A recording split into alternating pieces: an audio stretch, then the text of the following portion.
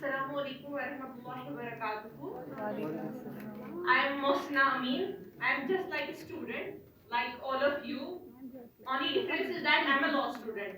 And from whatever I have learned from law, I would like to make you aware about some points. The topic that I am going to introduce is cognizable and non-cognizable offenses. It's basically a very basic topic. And before going into the topic, I would like to define the term crime.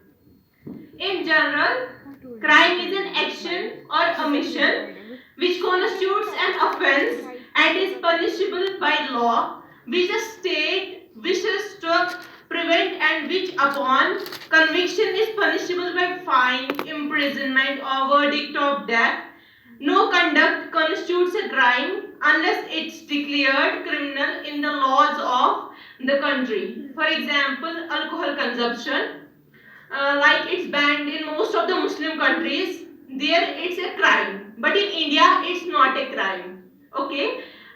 Based on Indian Code of Criminal Procedure, offences can be classified into three categories: cognizable and non-cognizable offences, bailable and non-bailable offences, compoundable and non-compoundable offences. So, what are cognizable and non-cognizable offences? And these cognizable and non-cognizable offences are defined in section 2 of CRPC, that is Criminal Procedure Code. And it says that cognizable offences means a case where a police officer can arrest the accused without the warrant. And in non-cognizable offences, a police officer has no authority to arrest without the arrest warrant. Okay, in CRPC there is no criteria to test no criteria or test to determine whether an offence is cognizable or non-cognizable. To determine whether an offence is cognizable and non-cognizable, there is this schedule, that's first schedule of the code. Therein all the crimes in IPC are listed as cognizable and non-cognizable. Speaking generally, cognizable offences are considered to be serious offences, and seriousness of the offence depends on the maximum punishment provided for the offence. Offences that are punishable for minimum of 3 years are cognizable offences, and and they are taken as serious offences like robbery, murder, rape, dowry, death, kidnapping, etc. And non-cognizable offences are considered to be non-serious offences punishable for less than 3 years, like assault, defamation, cheating, forgery, etc. Now, we will see what's the procedure for cognizable offense. If there is a cognizable offense, you have witnessed it, or it's done to, God forbid, it's done to you, or you have witnessed it, what you have to do? First of all, you have to go to the police. There you have to file a complaint before the police, and the police will file an FIR. And here, filing of FIR is mandatory. No police officer can deny filing an FIR for cognizable offence. Then the police will arrest the person against whom the FIR is filed. After arrest has been made, the accused will be produced before a magistrate, and he may require the police officer to further investigate the matter. And with or without taking the permission of the magistrate, the police officer can start the investigation. He has the authority to start the investigation even before filing the FIR, and the reason for this is to avoid the delay. After investigation, if the case is made out, that is the charge sheet has been filed before the magistrate can order for arrest. If before the arrest was not done, he can order here for the arrest. And during the pendency of the trial, bail application can be moved before the concerned magistrate. Section 151 allows police to arrest a person who is suspected to commit a cognizable offence. Before committing the offence, he can be arrested. If even he is only suspected to commit that, without taking the permission from magistrate and without a warrant. Here the example is we have seen a lot of cases against OGWs, OL ground workers.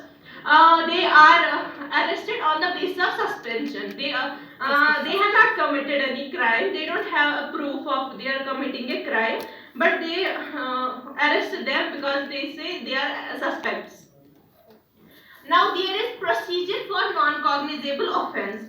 For the arrest, all the steps have to be followed. And first, what you have to do if non-cognizable offence happens, what you have to do, you have to go to police. You have to file a complaint, and here the FIR is not mandatory. The police, what will the police do? They have a register that's called non-cognizable register, NCR. They will file a complaint here, and then the investigation will not start at that time. The charge sheet will be filed in the court, then trial, and finally the order of arrest if the case has been made, and the investigation will start after the permission from the court, from the concerned magistrate. And according to section 155 of CRPC, magistrate's permission is compulsory to start the investigation. Without his permission, police has no authority to arrest or to start the investigation. Now there are some examples where there is exception. We will think these are the cognizable offences, but these are actually non-cognizable offences. Like there are offences relating to marriage, including adultery, bigamy. Although adultery is not a crime now, it's repealed. They are punishable for more than 5 years. But are classified as non-cognizable offences under first schedule of the code. Reason being these are private offences, and making them cognizable offence might involve too much risk of police intervention in the private family of the individual. Also, most of the offences under false evidence and offences against public justice relating to giving false or fabricating evidence before the court are punishable for more than 3 years and are serious offences, and are also classified as non-cognizable offences under first schedule of the code. Reason being, if these offences are made cognizable, that might create the risk of police intervention again in the conduct of court proceedings. In respect of which such offences are alleged to have been committed, such police interference would not be quite a desirable position. And there are examples of cognizable offences which are not that serious, but they are still cognizable offences. Like there are offences against the public tranquility, offence of neglecting doing any act likely to spread infection of any disease dangerous to life, like we have COVID-19 nowadays. Then we have offence dealing with any poisonous or explosive substance so as to endanger human life.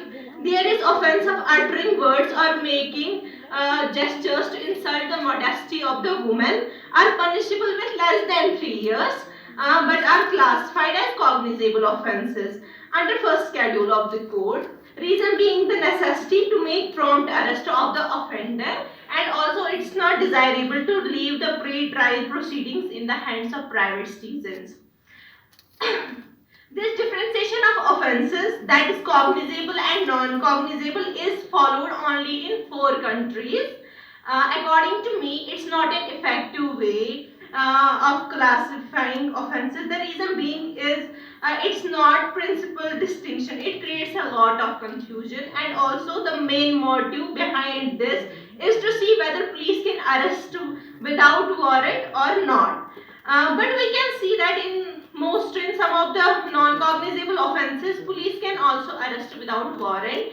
Then what is the essence of this classification of offences? Also, the list that has been modified so many times, which clearly shows that there is so much confusion regarding this distinction. The only rule that is clearly followed in all the cases, that police can start the investigation without taking the permission of magistrate in non-cognizable offences. Let's conclude it here, and thank you for listening so keenly and patiently. Thanks for your attention.